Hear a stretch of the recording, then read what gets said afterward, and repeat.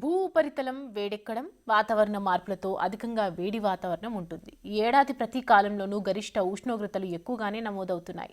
గత శతాబ్ద కాలంలో దేశవ్యాప్తంగా 2024 అత్యంత వేడి సంవత్సరంగా రికార్డు సృష్టించింది. భారత వాతావరణ శాఖ వివరాల ప్రకారం 1901 నుంచి 2020 వరకు నమోదైన వార్షిక సగటు కంటే గతేడాది గరిష్ట ఉష్ణోగ్రత 0.65 డిగ్రీలు అధికంగా నమోదైంది. తెలంగాణలోనూ వేడిమి వాతావరణం నెలకొంది. మరి జనవరిలో చలి తీవ్రత ఉంటుందా, ఎండలే ఎక్కువగా ఉంటాయా వంటి వివరాలపై వాతావరణ శాఖ అధికారి ధర్మరాజుతో మా ప్రతినిధి అంజుమా ఫేస్ టు ఫేస్. ఏదైనా ఎండ మాత్రం కంపల్సరీ అన్నట్టుగా మారిపోయింది. ఈ ఏడాది ప్రతి సీజన్లోనూ టెంపరేచర్స్ అధికంగా ఉంటున్నాయి. చలికాలంలో కూడా వేడిమి వాతావరణమే మనకు ఎక్కువగా కనిపిస్తోంది. ఇందుకు గల కారణాలు ఏంటి అనేది కూడా తెలుసుకుందాము. సో ప్రస్తుతం మనం బేగంపేటలో ఉన్నటువంటి వాతావరణ శాఖ కేంద్రంలో ఉన్నాము. మనతో పాటు వాతావరణ శాఖ అధికారి ధర్మరాజు గారు ఉన్నారు. మిగతా విషయాలను ఆయన మాటల్లోనే అడిగి తెలుసుకుందాము. నమస్తే సార్. సార్, చూస్తున్నాము ఈ ఇయర్ మనకు సమ్మర్లో, తర్వాత రెయినీ సీజన్లో, ఇప్పుడు వింటర్లో, ఈ 3 సీజన్స్లో కూడా కామన్గా మనకు వేడిమి వాతావరణం అనేది ఎక్కువగా ఉంది. ఎందుకంటారు? యా సర్వసాధారణంగా శీతాకాలంలో మనకి శీతలగాలుల ప్రభావం అనేది ఎక్కువగా ఉంటే అవకాశాలు కూడా ఎక్కువ కనిపిస్తుంటాయి. ప్రస్తుతం కనుక ఈ సీజన్లో కనుక చూసుకున్నట్లయితే ఈ శీతలగాలుల ప్రభావం అనేది నవంబర్ నుంచి మనం చూసుకున్నట్లయితే నవంబర్ 18 నుంచి కూడా శీతలగాలులు అనేవి రాష్ట్రానికి తాకడం, తర్వాత క్రమేపీ అక్టోబర్లో కూడా చూసుకున్నట్లయితే మనకి శీతలగాలుల ప్రభావం అనేది మొదటి 2 వారాల్లో కనిపించడం, తర్వాత శీతలగాలుల ప్రభావం అనేది సహసిద్ధంగానే ఉండడం, తర్వాత సాధారణ స్థాయిలోనే ఈ యొక్క చలి తీవ్రత కూడా కొనసాగడం, తర్వాత డిసెంబర్కి వచ్చేసరికి కూడా చూసుకున్నట్లయితే మొదటి వారంలో చలి తీవ్రత కూడా పెరగడం, ఇవన్నీ కూడా మనం చూస్తూ ఉన్నాం. ఈ యొక్క శీతల కాలంలో కనుక చూసుకున్నట్లయితే బంగాళాఖాతంలో అధికంగా మనకి ఈ యొక్క అల్పపీడన ఏవైతే ఫామ్ అవుతాయో అవి కూడా మనకి 3-4 ఈ సీజన్లో కూడా ఫామ్ అవడం కూడా మనం చూస్తున్నాము. ఈ యొక్క ఎప్పుడైతే మనకి శీతలగాలుల ప్రభావం సర్వసాధారణంగా మనకి ఉత్తరగాలులు ఎప్పుడైతే రాష్ట్రానికి వీస్తాయో అప్పుడు శీతలగాలుల ప్రభావం అనేది రాష్ట్రం మీద ఎక్కువగా ఉంటుంది.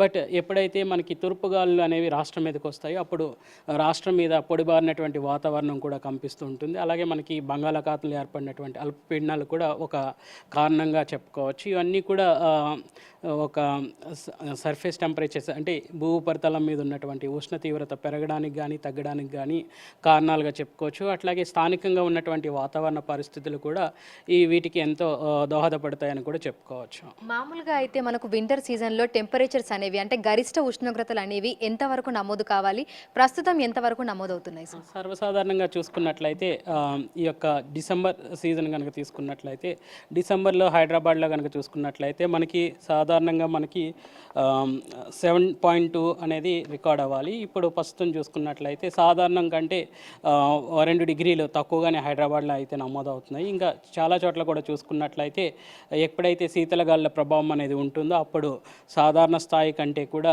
ఈ యొక్క నమోదయ్యేటువంటి కనిష్ట ఉష్ణోగ్రతలు అనేవి సాధారణం కంటే తక్కువగా నమోదవుతూ ఉంటాయి.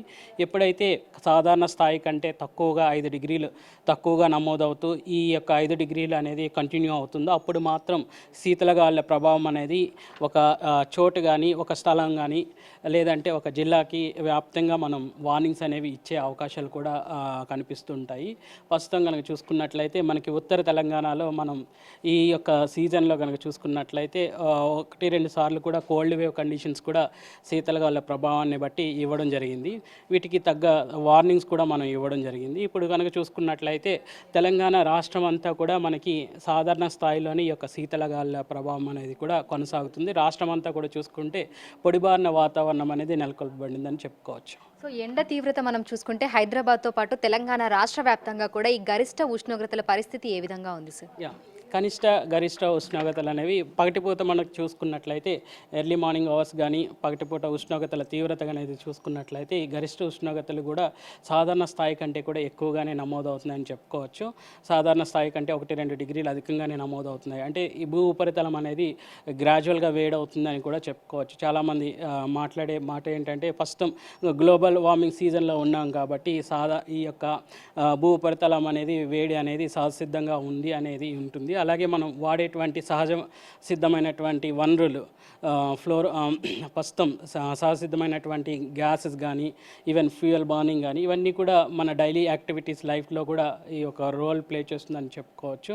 ఈ యొక్క ఎప్పుడైతే సహజ సిద్ధమైనటువంటి వనరులు ఎక్కువగా వాడుతున్నామో గ్యాస్ కానీ ఆయిల్స్ కానీ ఇంకా ఫ్యూయల్స్ కానీ ఇవన్నీ కూడా చూసుకున్నట్లయితే ఇవన్నీ కూడా గ్రీన్ హౌస్ గ్యాసెస్ ఎప్పుడైతే భూ ఉపరితలం మీద వేడిమికి కారణం అని చెప్పుకోవచ్చు. ప్రస్తుతం పగటిపూట ఉష్ణోగ్రతలు కూడా అధికంగానే నమోదవుతున్నాయి. అలాగే రాత్రిపూట కూడా గత 2 వారం నుంచి కూడా చూసుకున్నట్లయితే సాధారణ స్థాయి కంటే కూడా 1-2 డిగ్రీలు అధికంగానే నమోదవుతున్నాయని చెప్పుకోవచ్చు. సో ఓవరాల్గా సీజన్ కనుక చూసుకున్నట్లయితే ఒక 2 రోజులు అధికమైనటువంటి కనిష్ట ఉష్ణోగ్రతలు లేదంటే స్వల్పంగా ఈ యొక్క కనిష్ట ఉష్ణోగ్రతలు నమోదవడం వల్ల శీతలగాలుల ప్రభావం అనేది ఒక రోజు ఒక 1 మంత్ కనుక చూస్తున్నాము. అలాగే కొన్ని రోజులు పొడిబారినటువంటి వాతావరణం మళ్ళీ అలాగే చూసుకున్నట్లయితే మళ్ళీ చలితో కూడినటువంటి వాతావరణం కూడా ఈ యొక్క సీజన్లో మనం డిఫరెంట్ వాతావరణాన్ని మనం గమనించవచ్చు. సో ప్రస్తుతం మనం చూడొచ్చు వాతావరణంలో భిన్న మార్పులను అయితే చూస్తున్నాము. అంటే కాలం ఏదైనా సరే మనకు ఆ ఉక్కపోత వాతావరణం వేడిమి వాతావరణం అయితే కనిపిస్తూనే ఉంది. ఈ సంవత్సరం మొత్తం కూడా మనము ఎండాకాలంలో విపరీతమైనటువంటి ఉష్ణోగ్రతల బారిన పడ్డాము. దీంతో పాటుగా మనకు వర్షాకాలంలో కూడా వర్షాలతో పాటు వేడిమి వాతావరణాన్ని మనం చూసాము.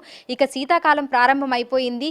జనవరిలో అయితే మనకు విపరీతంగా చలి తీవ్రత అనేది అయితే ఉంటుంది. కానీ ప్రస్తుతం వేడిమి వాతావరణమే ఎక్కువగా మనకు కనిపిస్తుంది. దీనికి కారణం అయితే మనకి ఈ భూ ఉపరితలం అయితే వేడెక్కడము, దీంతో పాటుగా ఏవైతే మనకు న్యాచురల్ గ్యాసెస్ ఉన్నాయో వాటిని ఎక్కువగా ఉపయోగిస్తూ ఉండడము, లోకల్గా ఉన్నటువంటి వాతావరణ మార్పుల వల్ల కూడా ఈ రకమైనటువంటి వేడిమి వాతావరణం ఉందని కూడా వాతావరణ శాఖ అధికారులు అయితే చెప్తున్నారు. ఇక రానున్న 2 రోజుల పాటు చలి తీవ్రత ఉదయం సాయంకాలం సమయంలో కొనసాగుతుంది.